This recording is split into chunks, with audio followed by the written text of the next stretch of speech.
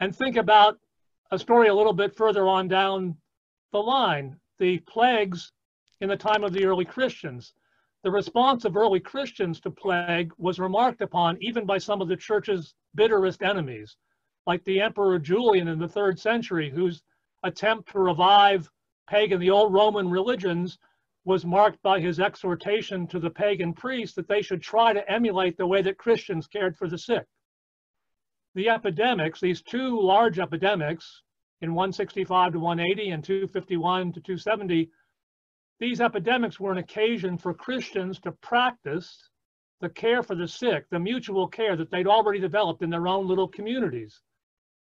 Recent historians note that this was a key element in the dramatic rise of Christianity.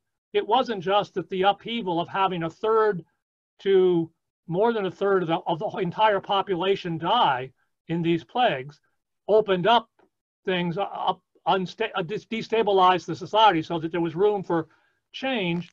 It was that medical authorities, one historian says, estimate that just elementary nursing care, just supportive care of people there to give you food and water and some kind of care, that could decrease mortality rates by anywhere from a third to a half among a given group.